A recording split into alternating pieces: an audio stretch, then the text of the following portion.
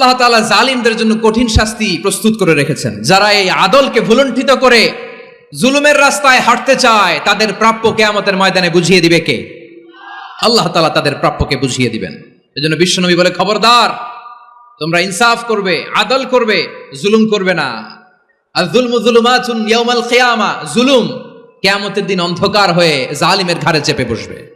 আবার বিশ্বনবী বলতেন, ইত্তাকি দাওয়াতাল মাজলুম, খবরদার, তোমরা মজলুমের কান্নাকে ভয় করো। ফাইন্নাহু লাইসা বাইনাহু ওয়া বাইনাল্লাহি হিজাব, কেননা মজলুমের কান্নার মাঝে আর আল্লাহর আরশের মাঝে কোনো পর্দা থাকে না। বিশ্বাস হয়? কথা বিশ্বাস হয়? এর জলজন্ত প্রমাণ তো আমরা নিজেরাই দেখলাম। হ্যাঁ, মজলুমের কান্না ফুলে ফেপে মহিরুহ হয়ে পাহাড়ের মতো হয়ে বিস্ফোরিত হয়ে জালিমের মসনদকে ছারখার করে দিয়েছে। এর প্রমাণ তো আমরা নিজেরাই তো দেখলাম। জালিমের পরিণতি কি হয় আমরা জীবদ্দশাই তো দেখলাম। এমনও কোনো জুলুম নাই যে হয় নাই, ঠিক কিনা বলেন? আহারে জুলুম, আহারে জুলুম। রিসেন্টলি আয়নাঘরের কিছু ছবি প্রকাশিত হয়েছে সোশ্যাল মিডিয়ায়, দেখেছেন আপনারা?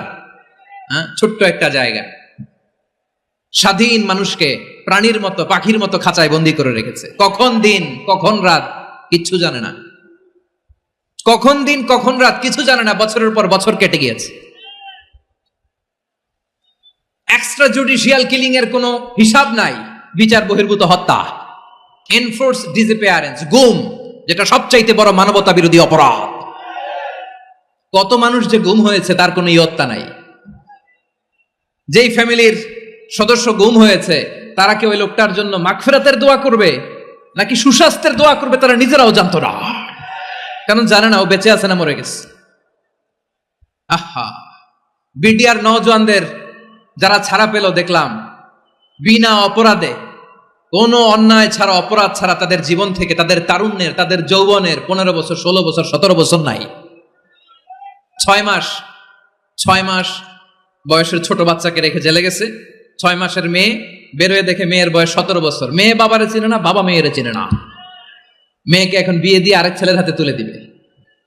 মেয়ের শৈশব বাবা দেখে নাই, মেয়ের কৈশোর বাবা দেখে নাই, মেয়ের তারুণ্য দেখে নাই। আরেক যুবককে দেখলাম 14 বছরের 14 দিনের সংসার, 2 সপ্তাহের সংসার শেষে জেলে গেছে।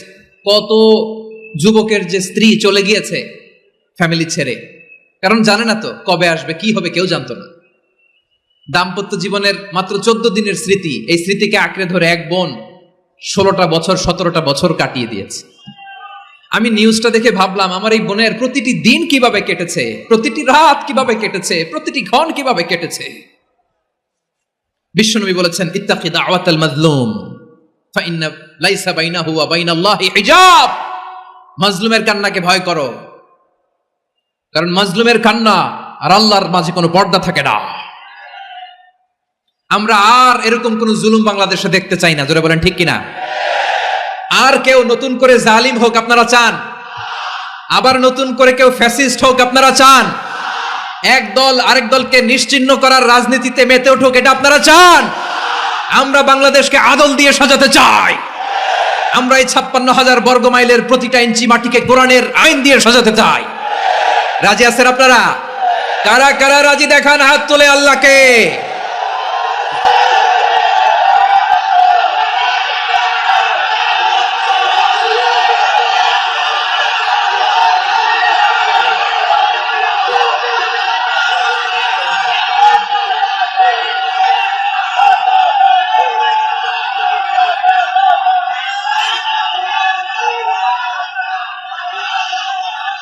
বসুন আমার প্রিয় বীর চট্টলার তৌহিদি মুসলমান, আমরা আর নতুন করে কেউ জালিম হোক এটা চাই না। নতুন করে আবার কেউ ফ্যাসিস্ট হোক আমরা চাই না। এক দল আরেক দলকে নিশ্চিহ্ন করার রাজনীতি করুক আমরা চাই না। আমরা সুশাসনের বাংলাদেশ চাই। আমরা মানবিক বাংলাদেশ চাই। আমরা একটা সমৃদ্ধ বাংলাদেশ চাই। আমরা বিশ্বের বুকে সম্মান নিয়ে মাথা উঁচু করে দাঁড়াতে চাই, ঠিক কিনা বলেন? আল্লাহ বললেন, এটা যদি তোমরা চাও, একটা সমৃদ্ধ সমাজ যদি বিনির্মাণ করতে চাও, মানবিক সমাজ যদি বিনির্মাণ করতে চাও, আমি তোমাদেরকে সেজন্য প্রথমে আদালতের নির্দেশ দিলাম, ইন্নাল্লাহা ইয়া'মুরু বিল আদল, নিশ্চয় আল্লাহ তাআলা তোমাদেরকে ন্যায় বিচার সুশাসন এটার আদেশ দেন। সুবহানাল্লাহ। আদাল, ন্যায় বিচারের আদেশ আল্লাহ তাআলা কোরআনের বিভিন্ন আয়াতে দিয়েছেন। আল্লাহ তাআলা বলছেন, ইন্নাল্লাহা يأمركم أن تؤدوا الأمانات إلى أهلها وإذا حكمتم بين الناس أن تحكموا بالعدل إن الله نعم ما يعظكم به إن الله كان سميعا بصيرا। আল্লাহ তাআলা বললেন, আল্লাহ আদেশ দিচ্ছেন যে ব্যক্তি আমানতের হকদার তার হাতে তোমরা আমানত পৌঁছে দাও, আর যখন তোমরা বিচার কার্য করবে, বিচার ফয়সালা করবে, আদালতের সাথে করো। সুবহানাল্লাহ বলেন। ওয়াইদা হাকামতুম বাইনান নাসি আন তাহকুমু বিল আদল, আদালতের সাথে করবা। আল্লাহ তাআলা বলেন, যারা জাজ হবে, বিচারক হবে, তাদের যদি বাদী বিবাদীর কারোর সাথে শত্রুতা থাকে, কারোর সাথে যদি কোনো ধরনের রেশারেশি থাকে, আল্লাহ বলেন বিচার কার্য করতে যে ওই শত্রুতা রেশারেশির কারণে আদালতের বাইরে যে অবিচার করে বিচার করো না। ওয়ালা ইয়াজরিমান্নাকুম শানাআনু কওমিন আলা আল্লা তা'দিলু ই'দিলু হুয়া আকরাবু লিত্তাকওয়া ওয়াত্তাকুল্লাহা ইন্নাল্লাহা খাবীরুম বিমা তা'মালুন। খবরদার কোন জাতির প্রতি, কোন গোষ্ঠীর প্রতি, কোন গোত্রের প্রতি আক্রোশ যেন তোমাদেরকে ন্যায় বিচার থেকে দূরে সরিয়ে না দেয়, বরং আমি আল্লাহর আদেশ হলো ই'দিলু, তোমরা আদল করো, ন্যায় বিচার করো, সুবিচার করো, সুশাসন প্রতিষ্ঠা করো, হুয়া আকরাবু লিত্তাকওয়া, এটাই তাকওয়ার সবচেয়ে কাছাকাছি। সুবহানাল্লাহ বলেন।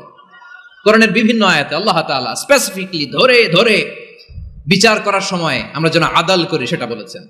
কোরআনের কোন কোন জায়গায় আল্লাহ তাআলা এই আল আদল শব্দটা ব্যবহার করেছেন। আবার একই জিনিস ইনসাফ, সুবিচার, সুশাসন, ন্যায় বিচার, ন্যায় পরায়ণতা বুঝাতে আল্লাহ তাআলা কখনো কখনো আল কিসত শব্দটা ব্যবহার করেছেন। আওয়াজ করে সবাই বলুন আল কিসত। প্রিয় ভাইরা, সবাই আওয়াজ করে আমার সাথে সাথে বলুন আল কিসত। আল্লাহ তাআলা বলেন, ওয়া ইন হাকামতা ফাহকুম বাইনাহুম বিল কিসতি ইন্নাল্লাহা ইউহিব্বুল মুকসিতিন।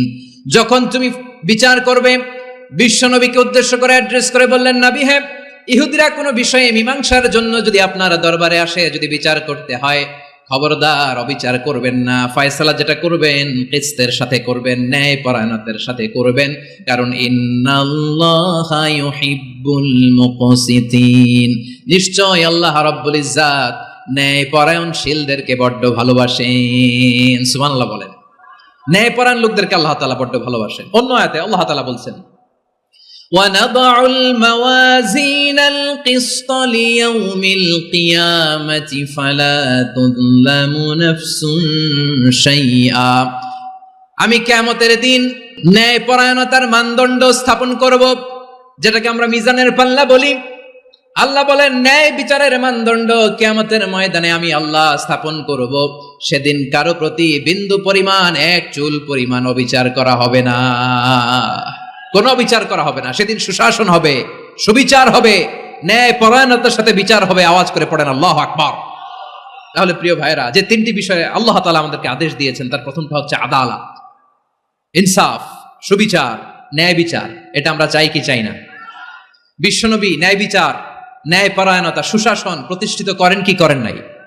আপনারা বিশ্বনবীর সিরাত যারা পড়েছেন, আপনি দেখবেন বিশ্বনবীর সিরাতের পরতে পরতে, বাকে বাকে, সিরাতের বাকে বাকে এই আদালতের নমুনা মেলে। সুবহানাল্লাহ বলেন।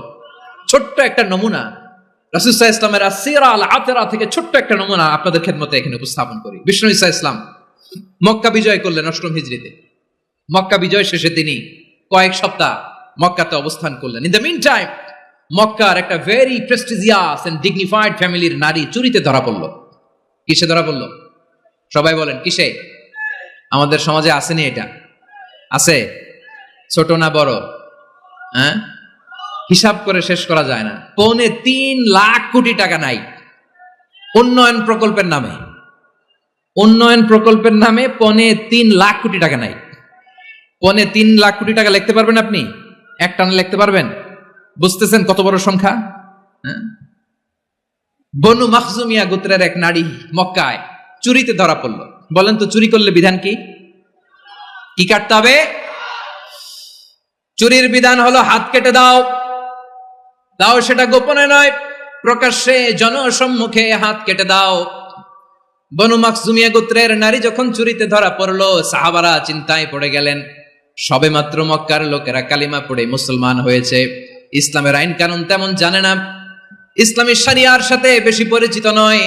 এখনো যদি বিশ্বনবী চুরির যেই বিধান এটা যদি কায়েম করে হাত যদি কেটে দেয়, না জানি মক্কার লোকেরা আবার বিগড়ে যায়, না জানি মক্কার লোকেরা আবার মুরতাদ হয়ে যায়, না জানি মক্কার লোকেরা ইসলাম থেকে দূরে সরে যায়। চলো চলো সাহাবীরা মিলে পরামর্শ করলেন, চলো বিশ্বনবীর কাছে যে বলি, ও নবী, শুধু কেবলমাত্র একমাত্র এই নারীর জন্য চুরির হাত কাটার বিধানটা আপনি একটু থামিয়ে দেন। চুরির হাত কাটার যে বিধান এখানে একটু রহিত করে দেন, বাকিগুলা কইরেন মদিনাতে যে চলবে, কিন্তু মক্কায় এবারের জন্য মাফ করে দেন। কিন্তু কে বলবে? এই যে পরামর্শ, সাজেশন, এটা কে দিবে বিশ্বনবীর কাছে? সাহাবারা চিন্তায় পড়ে গেলেন। আল্লাহর নবীর সামনে দাঁড়িয়ে আল্লাহর দেয়া হুদুদ, আল্লাহর দেয়া বিধান থামিয়ে দেওয়া, মাফ করে দেওয়া, এই কথা বিশ্বনবীর সামনে বলার সাহস তো কেউ রাখে না। কেউ কেউ বলল, বিশ্বনবীর পালক পুত্র যায়েদ বিন হারেসার সন্তান উসামারে বিশ্বনবী নাতির মতো আদর করে, বড্ড বেশি ভালোবাসে উসামারে। এজন্য সাহাবারা উসামাকে বলতো হিব্বু রাসূলিল্লাহ, বিশ্বনবীর ভালোবাসা। কি বলতো? সাহাবীরা বললেন, বিশ্বনবীর ভালোবাসা হিব্বু রাসূলিল্লাহ, উসামারে পাঠাও। উসামারে বিশ্বনবী নাতির মতো স্নেহ করে, মায়া করে, ভালোবাসে। আমরা পারবো না, উসামা পারবে। সবাই মিলে ফুলিয়ে ফুসিয়ে উসামাকে, ছোট্ট উসামাকে রাজি করালো। উসামা এমন এমন কথা যে তুমি বিশ্বনবীর কাছে বলতে হবে, পারবা নাকি? উসামা বলে, পারবো। সাইয়েদনা উসামা রাদিয়াল্লাহু তাআলা আনহু তরুণ সাহাবী বিশ্বনবীর কাছে গেলেন, যে বললেন, নবী, বনু মাখজুমিয়া গোত্রের এক নারী চুরিতে ধরা পড়েছে, এবারের জন্য কি এই মহিলাটারে মাফ করে দিলে হয় না? এবারের জন্য একটু ক্ষমা করা যায় না নবী? বিশ্বনবী বলেন, আতাশফাউ ফি হাদ্দিম মিন হুদুদিল্লাহ, তোমার এত বড় সাহস উসামা, তুমি আল্লাহর হাত, আল্লাহর দেয়া বিধান, এটার ব্যাপারে সুপারিশ করতে এসেছো?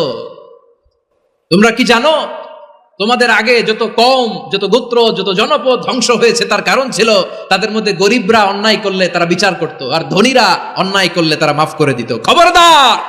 ওয়া আইমুল্লাহ লাউ আন্না ফাতিমাতা বিনতি মুহাম্মাদিন সারাকাত লাকাতা মুহাম্মাদুন ইয়াদাহা।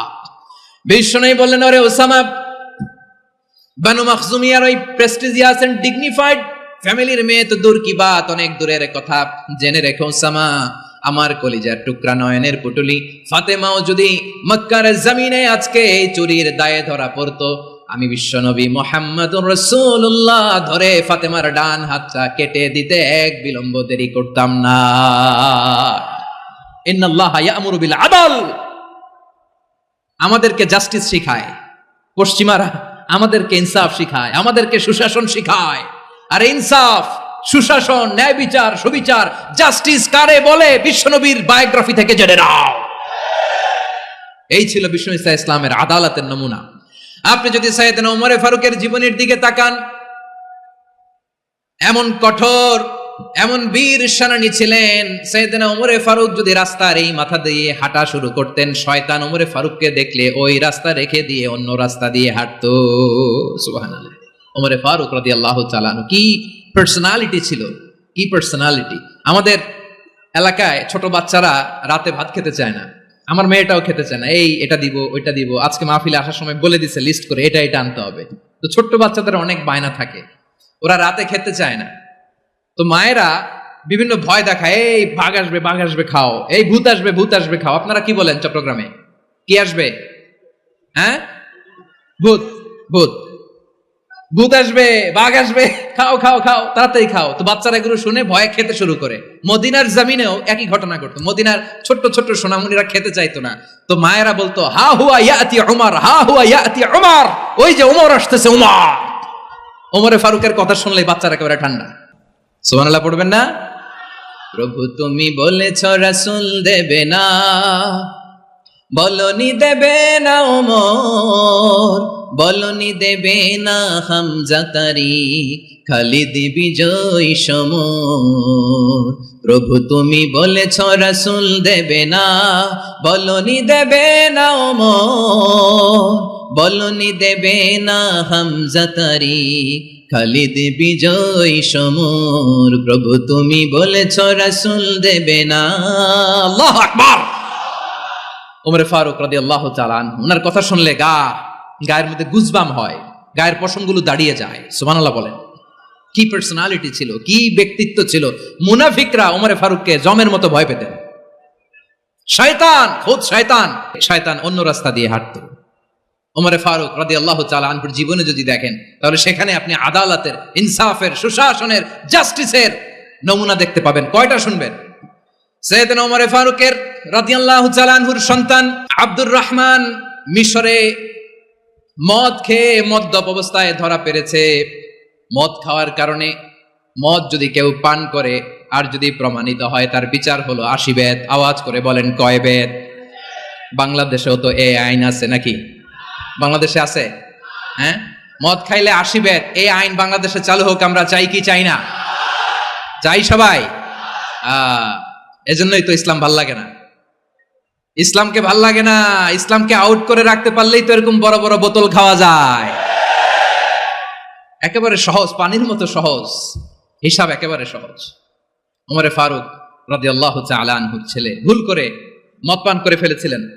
আব্দুর রহমান, ঘটনা ঘটেছে মিশরে। মিশরের গভর্নর তখন আমর ইবনে আস রাদিয়াল্লাহু তাআলা আনহু।